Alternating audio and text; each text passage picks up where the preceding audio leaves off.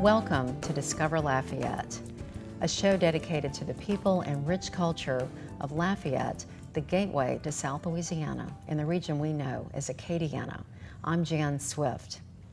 In 2008, AMIkids Acadiana was established and has been dedicating itself to helping kids discover the potential that they have within and transforming their lives. Located in Branch, Louisiana, right outside of Lafayette Parish, AMIkids Acadiana empowers each student through care and guidance to reach their own potential, and as a result helps them break the cycle of failure and poverty. Partnering with the Louisiana Office of Juvenile Justice, AMIkids Acadiana is a residential program for young men ages 12 to 18, and so far they've helped over 600 young men since their founding. I'd like to welcome to today's show Issac Williams, who serves as Executive Director of AMIkids Acadiana. Issac, thank you so much for being on the show. Thank you very much for having me. Yeah, it was my pleasure to meet Issac recently, along with Maggie Gladden and others who run AMIkids Acadiana in Branch. And I couldn't think of a better show, Issac, to end 2017 with than to share the uplifting story of what you do with AMIkids. So if we could, I'd like to start first with your background and how you ended up with AMIkids. Well, I've been with AMIkids for approximately 24 years now. As a young kid, actually out of the military, you know, I went for an interview, and on that interview, I saw a lot of young men that reminded me of me, you know, full of energy, but, you know, made poor decisions. And it was at that time that I realized, you know, all of my dreams of being a professional football player or other things, I realized that actually my purpose was to work with kids and help them turn their lives around, just as someone that helped me. Right. So background is in business, but again, I've only had two jobs. One is the U.S. military, and the other one is working with kids with AMIkids. So I'm excited about that. I just have a passion for seeing kids transform their lives, and a lot of our kids come from situations that limit them. And I've made it my mission to ensure that they understand that your current circumstance and situation does not dictate what your future could be. Right. So I'm dedicated to helping trouble you. Right. Do you think, you were saying that you grew up, you know, probably wanting to be an athlete, a professional athlete. Is that, we hear about that, and I hate to stereotype, but is that what happens? A lot of young men maybe don't take their schooling seriously or the choices they make because they think they'll have other options? Absolutely. In a lot of cases, unfortunately, you know, it's just all, at least guys like me, really felt that we could possibly do. And that holds true to today. Most kids, if you ask them, you know, hey, what are you going to be? They're not going to tell you they want to be a scientist or a lawyer or something. They want to be a professional basketball player or football player. And I think that's common. Right. But as you get older, you understand that's a small percentage of folks are able to do that. You need to really be focused on your education and building yourself. Right. When I was looking on the website of AMIkids, it's international, I guess, and that stands for Associated Marine International from way back. Would you tell the story of the original founding of AMI? I know that it started in Florida almost 50 years ago, if you can maybe give that background. Yeah, correct. In 1969, we were actually founded by our judge, actually, Frank Orlando. A lot of kids continued to come in his courtroom, and they was getting in trouble for the same things over and over again. So what he did is he said, I tell you what, I'm going to put you guys to work, put you in an environment where you can work with your hands and do some things. And so he wound up allowing them to work with some gentlemen he knew, and from that we formed AMIkids. Right. You know, at that time it was Associated Marine Institutes, but from that he saw kids get better with self-esteem and confidence because they were learning things and they were occupied, you know. So they learned that they did have purpose and they could accomplish things as well, so we saw the trouble go down. One thing I was thinking from that story is not only were they finding purpose through work, but they had mentors that really mirrored responsible behavior and how life could be. And I know that's what you work on here in Branch, here in Louisiana. Yeah, that's very important. Kids at the ages that we work with, between 12 and 18, they don't necessarily need additional friends. They need role models, they need authoritative figures, and they need someone to tell them, say, hey, you're wrong. When you're wrong, you're wrong. When you're right, you're right. And I'm telling you you're wrong because I care about you and I want to see you do better. This is how you do better. Right. As a matter of fact, I'm going to role model to you what you should do in these situations. So role modeling is a big part, and having a mentor, somebody who's gone through those experiences can tell you that. I tell the kids all the time, experience is so valuable. If you can learn from other people's experience without it costing you anything, you need to take advantage of that. And so that's a big component. Right. And one thing for many of us, if we fail, especially as young people, we have a safety net. You know, if we're lucky enough to have an intact family where a mother, father, or both can tell us, you know, don't do that again. We told you not to do it, we meant it, you're punished. But I know a lot of these young men probably don't have that stability that they might need in their lives. Is that what you've seen in your experience? Yeah, unfortunately that's true. Most of our kids, you know, all kids need direction and discipline and leadership in their lives, but unfortunately some of our kids avoid that, and when they're getting leadership, they're getting it from the wrong people. And because maybe mom or dad is not in the home to be structured, they rely on outside sources to give them direction. In most cases, that's not proper direction. So they learn a lot of bad things and poor decision making, poor judgment, which leads them to come to us. So what we try and do is help them be critical thinkers, understand what lifelong learning is really about, help them make better choices, and we do that through some of our life skills curriculums that we have there in our education program. Right. So how, if you can talk about the process, I know in the introduction I mentioned that you partner with the Louisiana Office of Juvenile Justice. What is the path that typically would lead one of the young men to AMIkids? What is transpiring, and what's the hoped for outcome once they're there? Well, unfortunately, one of the bad things about us is the only way you can come to us if you've been adjudicated delinquent and you've gotten in trouble and you're on probation. They do have a form of FINS, which is Family in Needs of Services, but that's prior to getting to us. Okay. So usually OJJ, Office of Juvenile Justice, exhausts all efforts at trying to work with the kid in the home, trying to keep him in school, maybe finding different placements, maybe trackers or some kind of therapeutic counseling in the homes, probably family treatment within the homes. But at some point when the kid is truant and won't go to school and continues to break the law and violate probation, then they recommend them to us, which we're a residential facility, to where the kids stay to us, and when they come to us, they have to complete our program, which generally takes 6 to 9 months. Could take sometimes longer than that, could take a little bit less. Yeah. I was really, I smile when I think about how nice your facility is, and there are 36 young men, as I mentioned, in 3 dorm-like rooms with beds that they mirror the sports teams, LSU, UL, Lafayette, and then the Saints, of course. And the young men it's like military looking with their beds made and everything's ship shape. But I was really impressed with that because it looked like it's a real, I guess they have to be a team. They have to learn to get along and to listen to authority. And some of the young men we met, it seemed like they were older teens, like some were up to the age of 17. And we're really looking forward to going to college and having a successful academic career. So while they're there, do they take classes there in school while they're in AMIkids? Yeah. One of the things we take pride in is we have what we call a personal growth model. And what that does is we target kids in 3 areas: treatment, education, and behavior modification. We assess them in all 3 areas, and where they're deficient, we develop a plan with their input, the parents' input, and the probation officer's input, so everybody can have buy-in, and kids have to reach those goals and show growth in all 3 areas. From an education standpoint, when they come in, we'll assess them, we give them a pre-test, and we test them every month to track their growth as well. Depending on your age and what your track is, you can earn your GED with us. We have an agreement with SLCC, and they come out and provide GED services to our kids. We also have an agreement with Acadiana Parish to where they provide IEP services, special ed services, and they also assist us with making sure that our kids have standardized testing. So we don't warehouse kids. If a kid comes to us, he can be promoted to the next grade or he can fail. So they really have to take education serious, and we stress that. Right. Well, I know they have early bedtime and they have set hours, so they don't have many excuses for not studying. And also, I want to mention how I learned about you more particularly.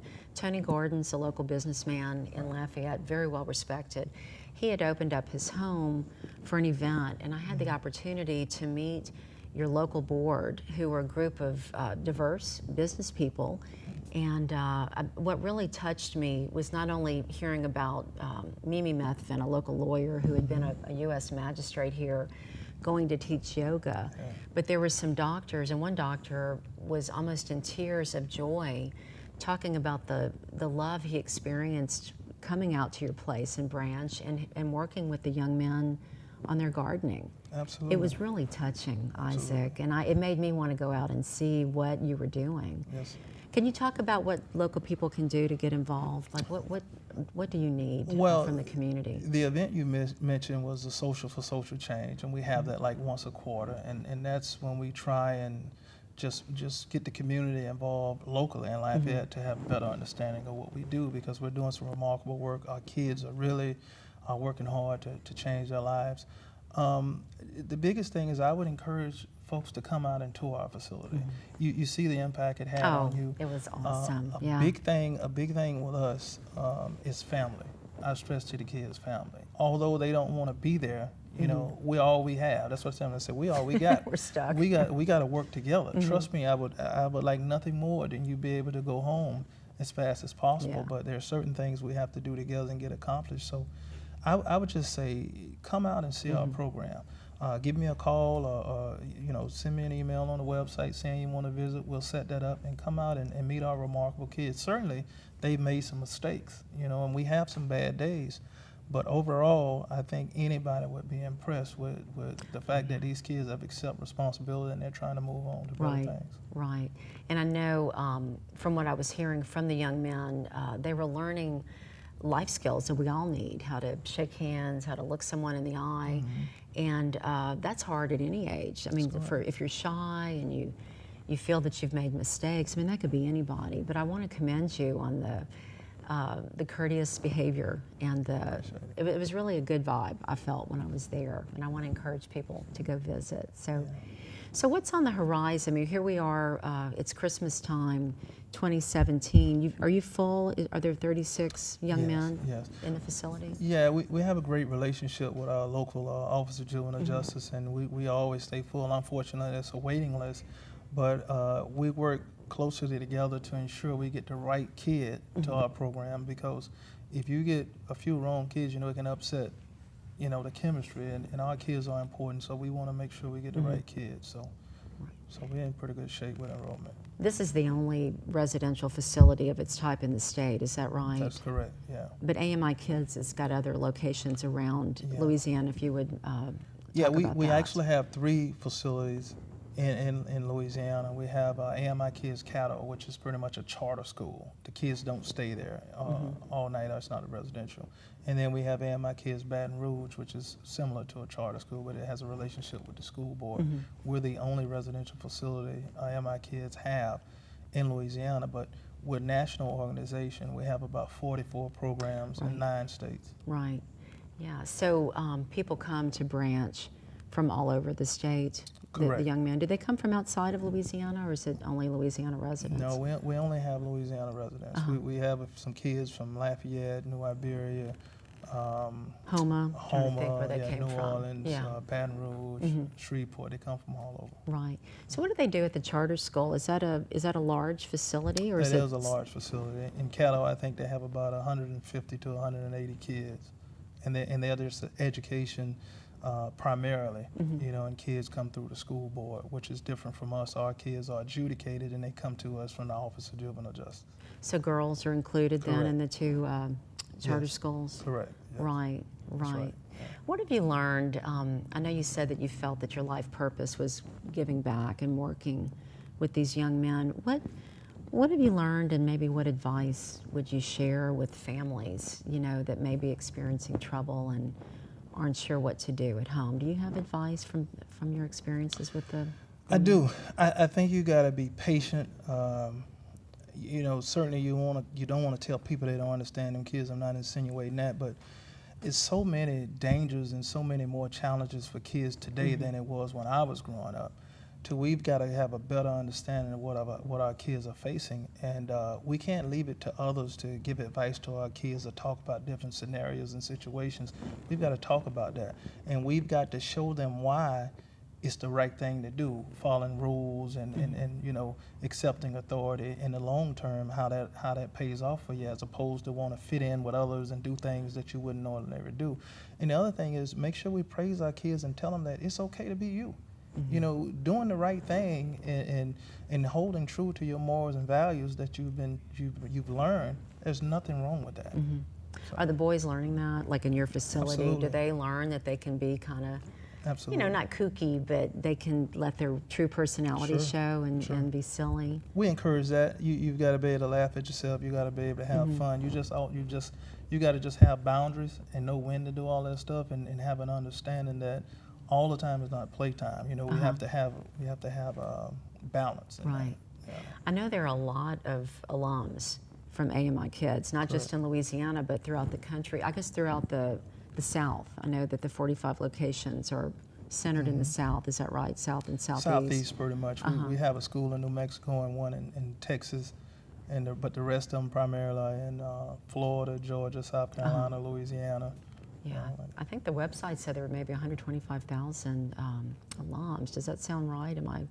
Or maybe they've helped 125,000 young people. We've served that amount of kids, but we have an alumni association as well, to where kids come back, successful kids come back, and they come to the board meetings, the national board meetings, and they speak. We've actually hired some of our kids. Some of our kids are actually board members now. So you can imagine that's really powerful for those kids to come in and say, hey, I've been sitting in those same chairs you are. I'm telling you, this is what I did to overcome that. So, I can't think of a more powerful mentor than somebody that's walked that walk, you know. And I know right now in Louisiana we're going through a criminal justice reform, and some people are worried in the different communities about people being released. It's only going to be a few months early in most cases. But I don't know that they have a mentorship program in place for, you know, people that have been incarcerated trying to get back in the community. But with AMIkids, you have that. You have your network of alums. So is that something that people, do they rely on that? Is that active at this point? Yes, absolutely. What we do is we encourage our kids when they leave our facility. We also track our kids and to make sure we keep in contact with them to see if they need any assistance in school or jobs, that type of deal. But we encourage them. We try and assign alumni to spend time with them and just try to provide direction to them. Yes. Right. Yeah. So let's get back to the community and your local board. Looking back at who was involved, I saw that you had a diverse group of bankers, doctors, lawyers, judges, a really successful group of people. Is that something, if people want to get more information, what is the best way for them to find out who's engaged and when they can maybe go to a quarterly meeting? Where would you send people? They can go to our website, you know, www.AMIkidsAcadiana.org, and they can get all the information they need, or they can just call me, you know, 337-384-2123. Okay. And I'll provide all the information they need. Okay, and I'll post that too also on my podcast and the TV show information.